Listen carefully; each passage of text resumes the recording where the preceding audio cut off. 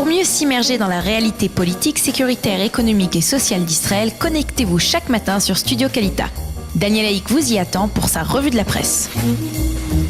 Ce matin, Olivier Granillic, bien entendu, avec les titres de la revue de la presse israélien, ou plutôt ce sont surtout les sites d'information sur le web qui relatent ce matin ce qui s'est passé cette nuit du côté de Ashkelon. Le Ynet, le site en ligne du Yediot Ahronot, nous apprend qu'un obus a été tiré depuis la bande de Gaza vers Ashkelon hier soir. Il n'y a pas eu ni victimes ni dégâts, c'est ce qu'a annoncé l'armée israélienne. Une sirène d'alarme avait retenti peu avant dans la ville de Ashkelon. Galei Tzahal a rapporté que la riposte de l'armée israélienne ne s'est pas faite attendre. L'aviation israélienne a bombardé cette nuit des positions du Hamas dans la bande de Gaza.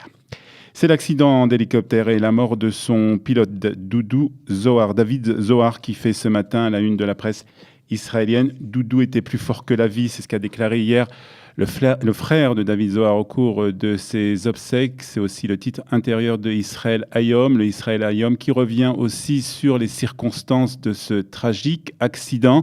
C'est visiblement un problème qui est apparu dans le système de direction qui serait à l'origine du crash de cet hélicoptère dans la soirée de lundi. C'est ce que nous apprend le Israël Hayom. Le Yediot et le Haaretz reviennent, eux, sur la biographie de la victime de cet accident et plus particulièrement sur le fait que David Zohar était le petit-fils d'une rescapée de la Shoah.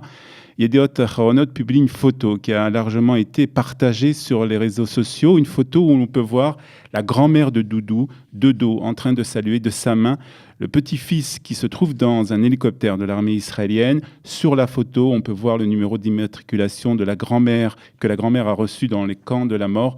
La grand-mère survivante de la Shoah saluant son petit-fils pilote de l'armée israélienne. C'est le symbole choisi ce matin par le Yediot Ahronot.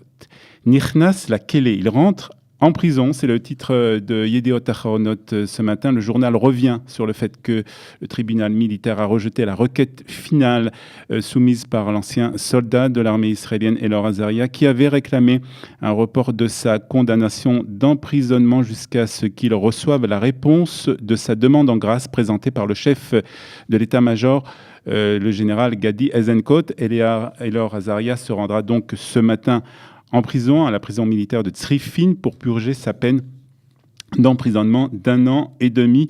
Le Yediot Ahronot et le Maariv nous rappellent que le chef de l'état-major avait déclaré qu'il étudierait avec le plus grand sérieux la demande d'Elor Azaria quand celui-ci débutera sa peine de prison. Et puis l'Israël Hayom revient sur la dernière nuit d'homme libre d'Elor Azaria.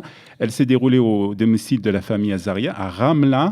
La famille était fêté l'anniversaire de la mère de Elor, la mère de famille Azaria. Le Maariv nous apprend aussi ce matin que le ministre de l'Intérieur, Aryeh Deri, et son épouse ont été interrogés pendant plus de 6 heures par la police israélienne. C'est la 4e fois qu'ils sont entendus dans le cadre d'une enquête sur des faits présumés de corruption. Peu avant son arrivée au siège de l'unité de lutte contre la corruption, le Lahav 433 à Lod, Aryeh Deri a écrit sur Twitter que lui et son épouse allaient donner des réponses à toutes les questions des enquêteurs. Nous sommes certains que tout se terminera bien grâce à Dieu, a rapporté le Maariv. C'est le Haaretz qui nous apprend ce matin qu'un groupe de réflexion de gauche, Molad, a entamé une action en justice contre Yair Netanyahou pour diffamation suite à un message posté sur Facebook dans la requête qui a été déposée auprès du tribunal de première instance de Tel Aviv. Le groupe Molad donc accuse Yair Netanyahou de chercher à humilier le groupe.